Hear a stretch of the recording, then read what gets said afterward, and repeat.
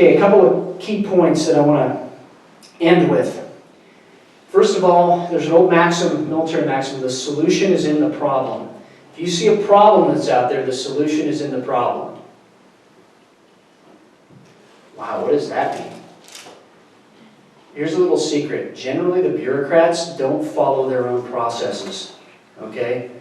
So by the way, for example, I don't know, if you pass a rule on December 26th, the day after Christmas, and you fail to put the notice up online, like they did with the transgender bathroom issue, that's the solution. They violated the process. That rule must, not may, must be thrown out. The solution is in the problem. The next is elicit a response from these folks. Don't be afraid of the response if it's all upset, mad at you. Further your cause. Create the pressure. It is amazing when you call somebody out, they get emotional and they start talking about something, and then they say something that's really the truth and they didn't mean to on camera. You can use it later, right? But also be respectful and realistic. That means don't be yelling at folks. That means don't be screaming at a legislator or somebody. They're people too. But be realistic about it. They may not have been educated on it. They may not even know. I've still met people that have never heard of Agenda 21. Now the stranger came up, they interviewed me, and they said, "Is it true you believe in Agenda 21? And I said, "Are you talking about the 300-page, 30-chapter document entitled the UN Agenda for the 21st Century? Yes. Next question. But the point behind that is I was very respectful and realistic, and you know what happened? They went home. This is the key part. They went home, and they wanted to see if there really was a document that's 300 pages. They probably started reading it. Now, I don't know, it's a stranger, so they might have thought that was great, but they still went home and they learned about it. The next thing is sometimes incrementalism is the answer, and sometimes it's not. Now this is something the Republican Party misses quite often. And they always say, we've got to take an incremental approach to go back, right? Sometimes that's not the answer. Sometimes the answer is just get rid of the whole thing at one time. But you got to know the difference and discern the difference. When is it right to take a small step versus a big step? Legalizing, for example, ATV riding on roads in hundreds of miles of Washington was a gigantic step that we took, right? But we had the opportunity to do it. We had the open field running room to take. We did it. All right, use elected officials as a buffer between you and bureaucrats. You run into a problem with a bureaucrat, call elected officials and see if they'll stand and interpose themselves between you and that portion of government. And it helps because then it's not just you, because what they'll say is, you're the only one complaining. It's just you, right? And there's probably 20 other people, right? And a representative gets involved and emboldens other folks, or a councilman gets involved and emboldens other folks. So, what happens if you get the call from a bureaucrat? Mr. Chase, I think you were doing an illegal burn in your front yard. You have a permit for that? I didn't know I had to have it. Don't say anything. Yeah. Don't say a word. Ask him one question. Please send that to me in writing. Thank you very much. You have my address.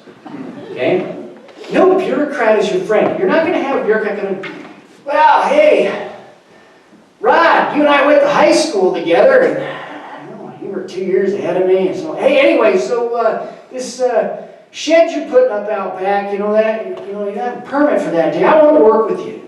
I want to work with you to get this solved. They're not your friend.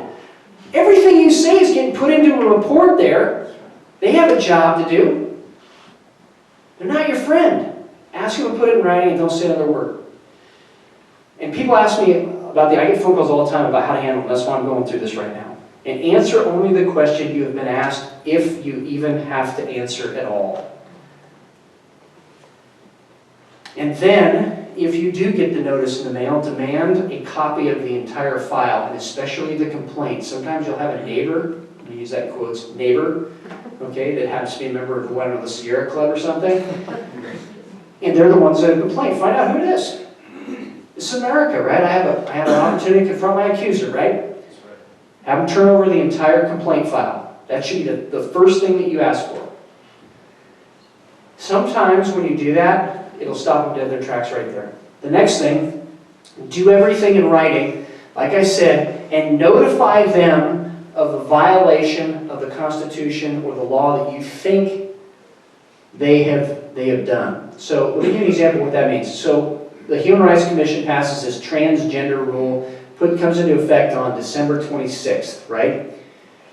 Well, there's an existing statute, 28A 640-020, that says they can never, in a public school, have mixed bathrooms. They have to have segregated locker rooms and bathrooms by sex. So they passed a rule that was in direct contradiction of existing state law. So notify them of that, in a violation of the Constitution, the right of privacy in Washington State, Article 1, Section 7. Here's why you notify them of the violation of your constitutional rights. There's something called the 11th Amendment, and everybody knows what the 10th Amendment is, and I always talk about it, but nobody knows what the 11th Amendment is. The 11th Amendment is what gives immunity to the states from suit. The way that you can get around that immunity is if you give them in writing direct notice of the violation of the Constitution and your rights and existing statute and law. That's how you get around it. And what that means is you can sue that bureaucrat personally. That means you get to name them personally in a lawsuit. And believe me, they do not like that. Okay? That's how you get around it. That's why that's important. All right. I talked about the background checks and the PRAs. Do those as well when you're on the defense like that. But also do this. Make a journal of your experience. Journal it all, so you have a story later. And last but not least, go public. Do not be afraid to do this. Go public with your account of the egregious behavior from the agency. Why is that important? Because you're not alone. And there's probably at least a dozen other people that are facing similar things that you faced. Now, all that said, there are good bureaucrats. They're really honest people. And you know what? They're as frustrated with the other folks as you are. I've talked to them. They're whistleblowers. So just, understand that there are good folks out there, too. So those are some of the tools to fight back with, and I want to end with something, and then I'll take questions. Those are the tools to fight back with. That's why the Coalition of Western States is organized across state lines. That's why we need to be organized at the local level, because that's what's going to push back on this.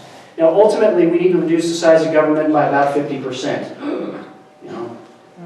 We do. We do. We can't afford it. But it's going to take all of us to do this. It is going to take all of us to do this and to actually spend the time to do it and to be organized about it as a team. That's how we win. That's how we're going to restore a God-honoring constitutional republic. And that's how we're going to leave, I hope, a legacy of freedom for our kids and our grandkids. So thank you very much for listening to me. I will take questions right now, and we'll probably take about 10 questions. Does that sound good for everybody? All right.